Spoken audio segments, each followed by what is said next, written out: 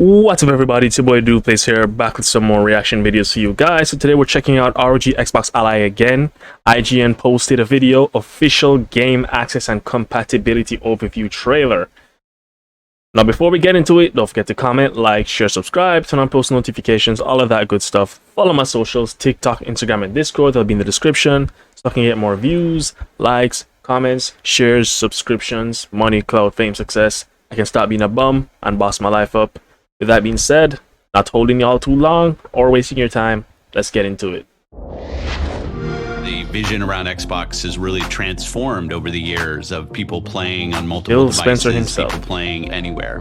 We know what players want. They want to game on their own Scratching my leg there. This was a #1 request from our fans. We're working in close partnership with Asus on a brand new handheld called the Xbox 3D renders Ally are always and so the pretty. Xbox Ally X. The best game library on the go basically changes everything.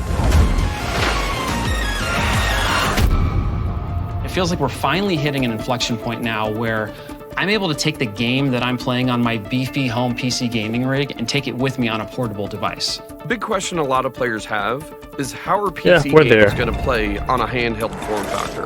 The game. They say that like we haven't been playing on PC games on handhelds for like 3+ years now. It's like they're trying to ignore the previous, the Xbox Ally, the Steam Deck, the GPD Win. GPD Win was actually the first company, even before the Steam Deck. I used to watch their videos like back in 2019, 2020.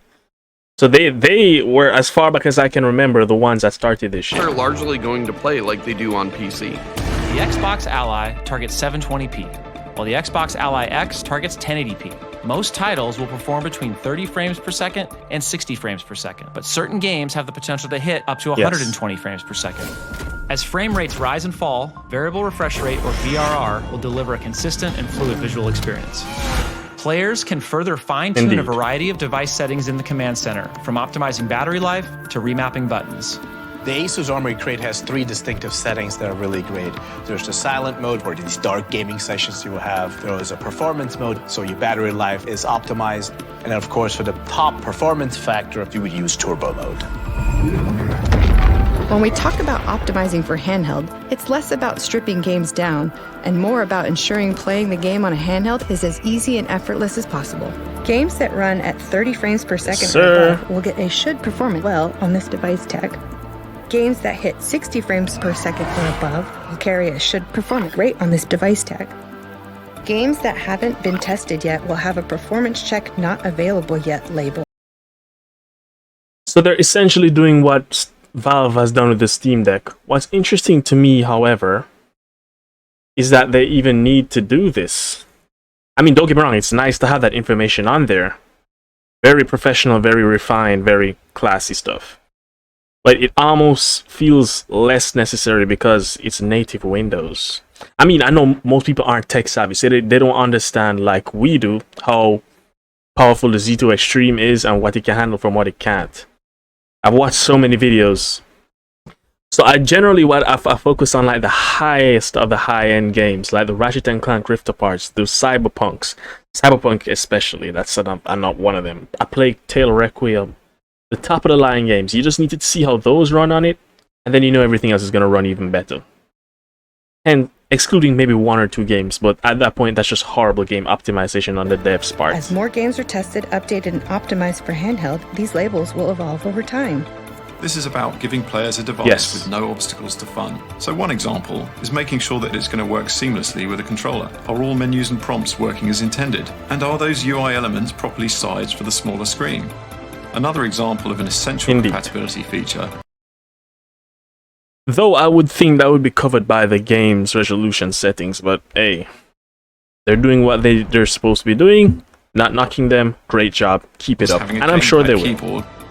If a game passes all these checks, they're considered handheld optimized and will be labeled as such. On the Xbox home screen, you'll find a new handheld optimized channel that will curate these titles for players.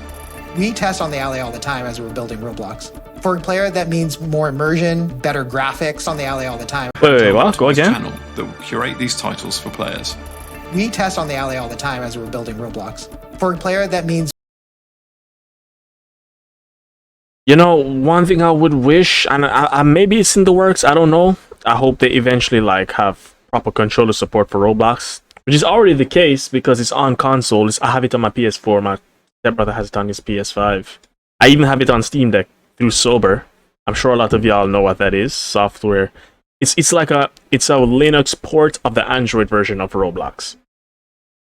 I know it's gonna take time because there's hundreds upon hundreds of thousands of games on Roblox, but I really do hope it gets to the point where we can. More immersion, better graphics, smoother animation. You get to play games the way they were built.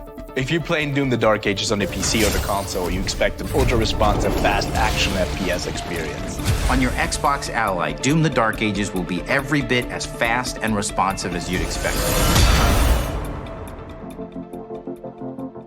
One of the awesome things about PC is that there are so many places to get your games. We think about having this unified game library and how it can bring your entire game collection together. Any recently downloaded and played games from other PC game stores, from Battle.net, the Epic Game Store, Ubisoft, Steam, GOG, or EA, the Xbox app automatically finds them and will show them in your game library. And right on the Xbox home screen, under Most Recently Played. My most They literally could not have done a better job just integrating all the stores. Used game should be something that sticks with me everywhere I go, creating a unified user experience. You're going to see games you've played on Xbox. If it's a PC native game, you're going to be able to play it right there. If it's a console-only game, you're going to be able to stream it from the cloud. If you're down in your basement and you want to stream direct from your console that you've got upstairs. Why do you assume we're in the basement? That's such a stereotypical gamer-esque assumption. I'm able to continue to experience the worlds and characters that I love anywhere. Now imagine this handheld, but with the AI Max. What was the APU called again? AI Max 395 Plus. Granted, that thing is just not. It sucks too much power for a handheld, and the C2 Extreme is enough. It is. But imagine that, but way more power efficient. That's not possible right now, but I want a guy can dream. This is going to be awesome. Now we literally have a device that could go with you everywhere.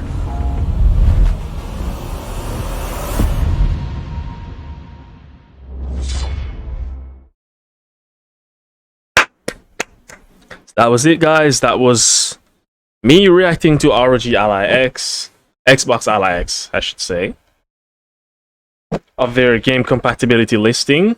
Let's see what's going on here. It's a fully Windows PC.